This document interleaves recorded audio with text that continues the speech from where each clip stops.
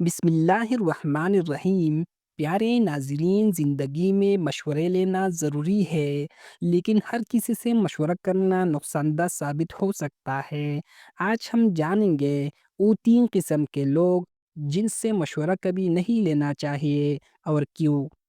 حضرت ابو ہریرہ رضی اللہ عنہ سے روایت ہے، رسول اللہ صلی اللہ علیہ وآلہ وسلم نے فرمایا، بندہ ایسے لوگوں سے مشورہ نہ کرے جو جھوٹ بولنے والے ہو، کیونکہ وہ تمہیں گمراہ کریں گے۔ صحیح بخاری حدیث نمبر 6135۔ جھوٹا مشیر ہمیشہ نقصان پہنچاتا ہے، چاہے بات چھوٹی کیوں نہ ہو۔ قرآن پاک میں ارشاد باری تعالیٰ ہے، اور ان سے مشورہ کرو جو سچ بولتے ہیں تاکہ تمہارا فیصلہ صحیح ہو۔ سورۃ آل عمران آیت نمبر 159۔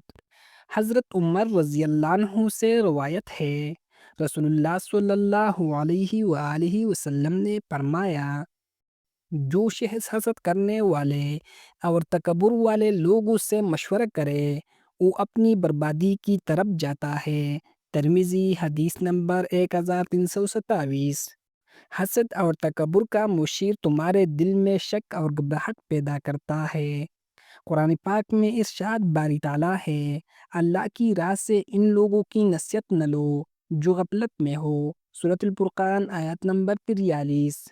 حضرت ابن مسعود رضی اللہ عنہ سے روایت ہے، رسول اللہ صلی اللہ علیہ وآلہ وسلم نے فرمایا، جو شخص خود غرور والا اور کم علم والا ہو اس سے مشورہ لینا نقصان ہے۔ سنن ابی داؤد حدیث نمبر 3650۔